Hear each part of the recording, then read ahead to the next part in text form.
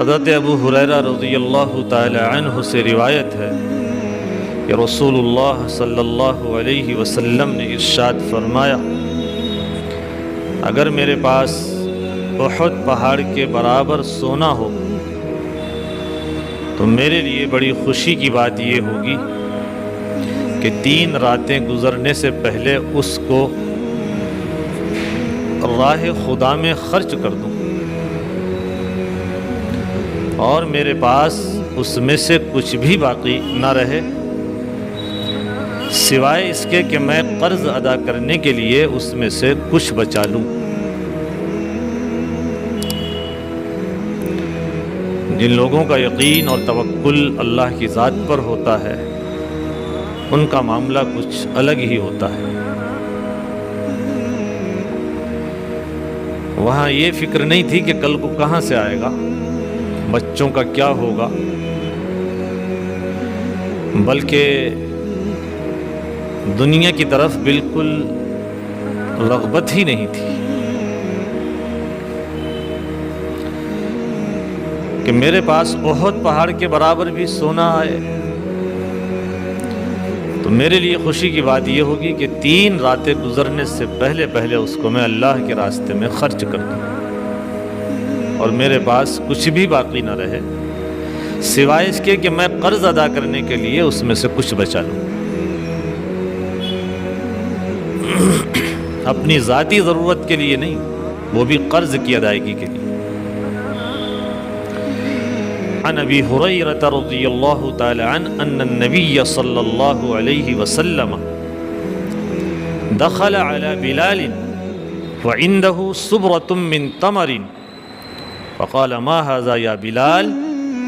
قال شيء ادخرته لغد فقال اما تخشى ان ترى له بخارا في نار جهنم يوم القيامة؟ انفق یا بلال ولا تخش من ذی العرش اقلالا، رواہ البیہقی فی شعب الایمان۔ حضرت ابو ہریرہ رضی اللہ تعالی عنہ سے روایت ہے کہ رسول اللہ صلی اللہ علیہ وسلم ایک دن حضرت بلال رضی اللہ عنہ کی قیام گاہ پہنچے اور دیکھا کہ ان کے پاس چھواروں کا ایک ڈھیر ہے۔ اللہ کے نبی علیہ السلام نے دیکھا کہ بلال کے پاس چھواروں کا ایک ڈھیر ہے۔ آپ صلی اللہ علیہ وسلم نے ارشاد فرمایا، بلال یہ کیا ہے؟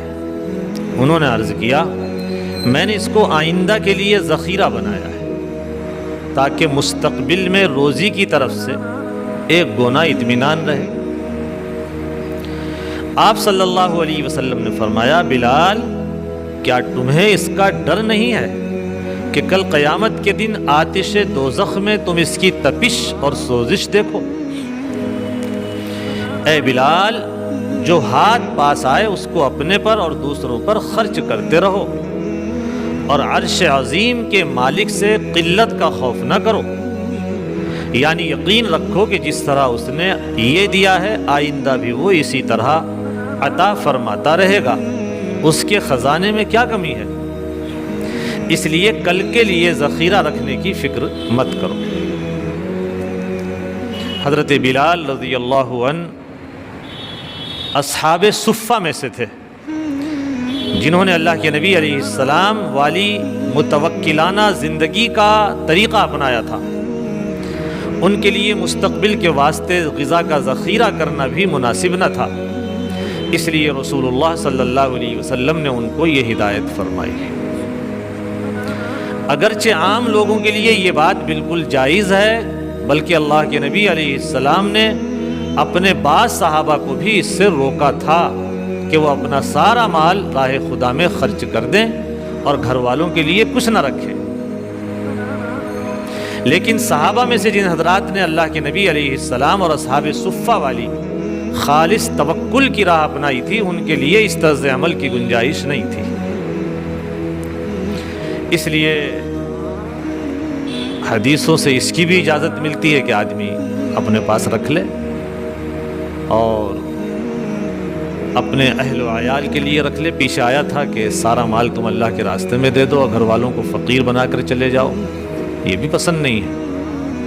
یہ تو ان لوگوں کا حال ہے جن کی متوکلانہ زندگی ہو، اور حضرت بلال انہی لوگوں میں سے تھے جن کی متوکلانہ زندگی تھی، اور وہ اللہ کے نبی علیہ السلام کی پوری زندگی کو دیکھ رہے تھے۔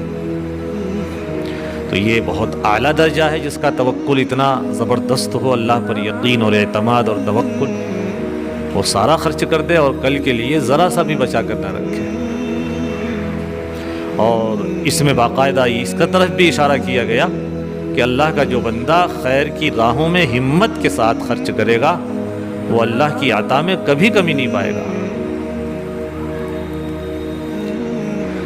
عن ابی ذر قال انتهيت الى النبي صلى الله عليه وسلم وهو جالس في ظل الكعبة فلما رآني قال هم الاخسرون ورب الكعبة فقلت فداك ابي وامي من هم قال هم الاكثرون اموالا الا من قال هكذا وهكذا وهكذا من بين يديه ومن خلفه وعن يمينه وعن شماله وقليل ما هم رواہ البخاری۔ حضرت ابو ذر غفاری رضی اللہ عنہ سے روایت ہے کہ میں ایک دفعہ اللہ کے نبی علیہ السلام کی خدمت میں حاضر ہوا۔ آپ صلی اللہ علیہ وسلم اس وقت کعبے کے سائے میں اور اس کے نیچے بیٹھے ہوئے تھے۔ آپ صلی اللہ علیہ وسلم نے جب مجھے دیکھا تو فرمایا، رب کعبہ کی قسم، وہ لوگ بڑے گھاٹے میں ہیں، خسارے میں ہیں۔ میں نے عرض کیا، میرے ماں باپ آپ پر قربان، کون لوگ ہیں جو بڑے خسارے میں ہیں؟ آپ صلی اللہ علیہ وسلم نے فرمایا، وہ لوگ جو بڑے دولت مند اور سرمایہ دار ہیں، ان میں سے وہی لوگ خسارے سے محفوظ ہیں جو اپنے آگے پیچھے اور دائیں بائیں ہر طرف خیر کے مصارف میں اپنی دولت کشادہ دستی کے ساتھ خرچ کرتے ہیں۔ مگر دولت مندوں اور سرمایہ داروں میں ایسے بندے بہت کم ہیں۔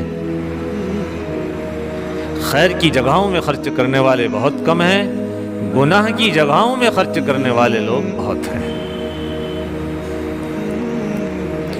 حضرت ابو ذر غفاری بھی وہ صحابی ہیں صحابہ میں جنہوں نے فقر کی زندگی اختیار کر رکھی تھی، اور ان کے مزاج اور طبیعت کے لحاظ سے بھی یہی ان کے لیے بہتر تھا۔